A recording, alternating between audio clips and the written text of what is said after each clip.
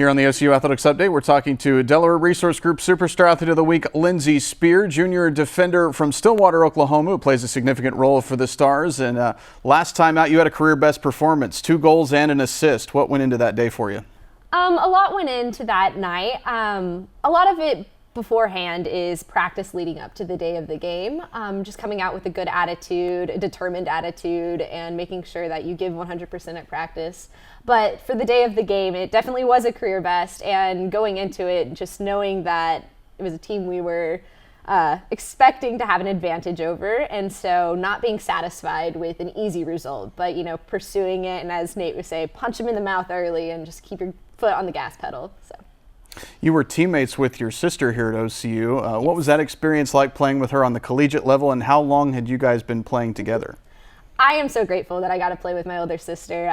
She's my best friend, and so getting to have one last year together as not only friends and peers, but also as teammates, it was a wonderful experience. We grew up playing soccer together. She's 2 years older than I am, and so there were a few times in our lives when our age groups kind of overlapped, especially in high school. So we got to play together in high school, and it was even really fun. Her senior year, my sophomore year, she was my captain, and so it was always great because it was just like another level of bonding, I guess. So. You've also involved yourself in student government here at OCU. What's your role there? How did you get involved in it, and what has that been like for you here on campus? Yeah, absolutely. I am the junior at-large senator for OCU student government, and I've always been involved in anything kind of politically related or government related, and so when I came to OCU and I saw that there was an SGA organization, because I transferred from a school that didn't have an SGA, I was overjoyed and excited at the prospect of getting involved. So I go over bills and resolutions, and we basically allocate money to different school organizations, and it's just another way for students to get involved and heard on campus. I understand you've said that you don't really make it through a day without coffee. Oh, that is an understatement. I don't make it through noon without coffee. How do you take it? It depends on what I'm drinking, but I work at a coffee shop at home, and if I get to make it for myself, and I'm making a strong double shot espresso with just a little bit of cream. Mm-hmm. What legacy will Coach Brian Harvey leave behind the OCU soccer community? Oh, man. I spoke earlier about attitude, and I think that's something that Coach Harvey has definitely instilled in me as a person and a player. I think never being satisfied until you've given all you've got is something that Harvey definitely passes down as a legacy to all the players that go through the program. What brought you here to OCU? So like I said, I transferred from a different school, and what really inspired me to come here was the career path that it had for me regarding my major. So I have since changed my major, but when I originally came to OCU, I was studying political science, philosophy, and economics as a single multidisciplinary major. But now I am a double major in political science and philosophy, and it was a great change for me. It definitely has set me on the path to pursue occupational goals that I don't think I would have been doing otherwise. So. What kind of career goals do you have for yourself? Like I said earlier, I've always been politically involved in anything that kind of involved government relations. And so after I graduate from OCU, I'm hoping to attend law school, haven't decided where. And then on from there, I'd like to go into politics. A very testy realm for a lot of people, I know. All right, that's Delaware Resource Group Superstar Athlete of the Week, Lyndsey Speer. You can follow the Stars on OCUsports.com.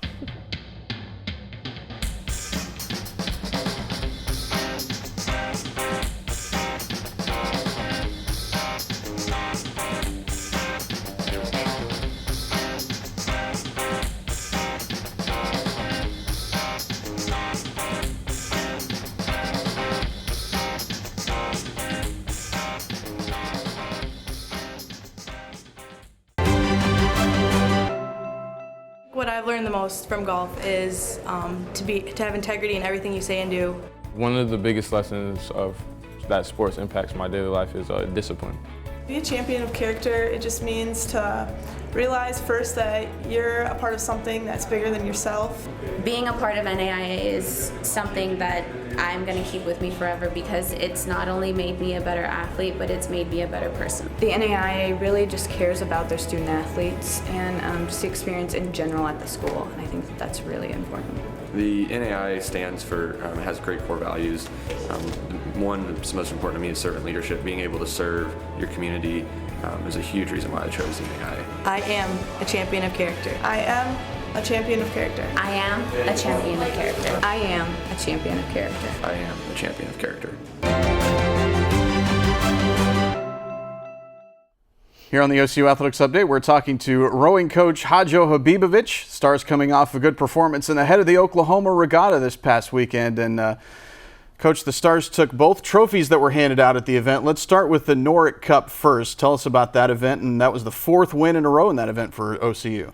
Yep, the Norick Cup is handed to the winner of the men's collegiate varsity 8. So that's a 8-man boat race. We've won it 4 years in a row now. It's something we're proud of, always happy to bring home trophies. So that was just a nice exclamation point on the day because that was one of the events toward the end of the day on Saturday. Tell us about some of the other events that got victories for OCU. Yeah, we won quite a few events ahead of the Oklahoma. We totaled 6 gold medals, so 3 of those being from head races, which is kind of a time trial format. So you're racing the clock. And those events would be the men's varsity 8, the varsity 4, and then the freshman 4 event. So we won all 3 of those in the head race by pretty good margins. We went into it pretty confident, but you know it's always good to bring home hardware and bring home trophies. And then the night sprints that we won was also those same events in the 8 and the 4. And so yeah, it was a really good day. Tell us about the individual performance you got from Grace Keene. Grace went out and won the petite final in the women's open single night sprint. She had a pretty tough day slotted for her during the head race because she was up against a lot of open weights, and so girls that are a lot bigger than her, and also a few national team hopeful athletes, a lot of high performance athletes in that event. So I think she went out and she's kind of been battling a few injuries here and there, but she went out and competed, kept her chin up, and finished the day off well. You talked about getting the win in the freshman event. Tell us about some of the new faces on the team this year. The freshmen, it's an exciting group this year. We've got a lot of new faces. We have 7 recruited freshmen that came in this fall. 2 of them being international talent, international athletes from Serbia, and then we have 5 domestic athletes, which are Grace, who's from the Houston area, Dom, who's from Seattle, Jacob Calhoun, who is an OKC kid, and then we have Ben Wilson, who's from Tulsa, and LaDarren Landrum, who's natively from South Carolina. But he has an interesting story that I'm not going to get too in depth in, but I do like to mention it. Basically, he kind of had a rougher upbringing. He ended up homeless at one point, in his late teenage years, and he joined the Marine Corps and spent a few years, did his contract, and then went to a Team USA scouting combine. Which is where he was noticed as kind of the athletic talent that he is. And so they kind of decided that, it'd be good for him to be in the sport of rowing as far as potential from a national team standpoint. And so kind of when I heard about him, when I saw him and actually met him, I reached out to him and said, hey, you have college eligibility, you're obviously a talented athlete, and we'd love to have you at OCU. And we were able to get it done. So I think once he gets his bearings, he's new to the sport, but I think he has a lot of upside. And so the whole class is super talented, but I definitely like to give LD a shout out, and I'm excited about seeing what they all do down the road. Let's go back to last year. Tell us about the team's performance last season in the IRA championship and also in the Dad Vale. Yeah, we went out to Philly in May. which is the Dadville Regatta. It's a really big one. And we went into it pretty confident and pretty aggressive, trying to figure out, kind of what we could put down. The men's varsity floor was a priority boat for that regatta. And we went out, we actually won the event and set a course record in the process, going 6:14 in the final, which is, I know you're not super educated on rowing, but it's pretty quick for a 4. And so that regatta actually helped us secure a bid to the IRA National Championship. And at IRAs, it's interesting because that's where all the D1 programs are at, and it's not just NAIA, so we competed against all the Ivy Leagues, Cal Berkeley, University of Washington out in Seattle. Those are big rowing powerhouses, and so we took the 4 to the IRAs, and we won the 3rd level final, which placed us 13th overall. And so that was a best finish in school history for us, and kind of helped put OCU on the map as far as recruiting for this year and down the road, and I'm definitely excited to build off of that. What are the expectations for this year's team as you head to the head of the Charles Regatta near Boston? Yeah, headed to Charles. We're actually leaving next week, and so we're really excited. That's a big race. That's actually the largest fall regatta in the nation, and so we will see a lot of those big name schools there as well.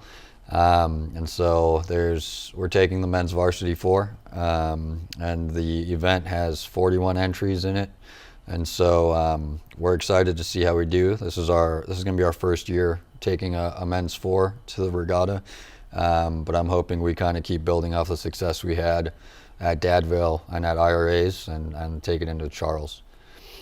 Tell us about your assistant coach Tanner O'Connor and what he's been up to. Yeah, Tanner has been away from the team a little bit this fall. He was born with a heart defect at birth, and so he was due for a valve replacement. Ideally, it was going to happen when he was 30, but it kind of started flaring up a little bit this summer, and so he knew he was due for the surgery. And so he had to get the valve replacement surgery. He got it about 6 weeks ago now, and it was a double valve replacement. And so he's trending in the right direction now. The surgery was successful. It was a 12-hour surgery. Luckily, it went well, and now he's just kind of recovering. But we're keeping him in our thoughts and prayers, and I stay in touch with him to try to keep him in the loop on the team, and. Yeah, he's trending in the right direction. We're happy he went successful. We're happy he's healthy, and just hoping the next few weeks go smooth. All right, that's OCU rowing coach Hadzo Habibovic. You can follow the Stars on OCUsports.com.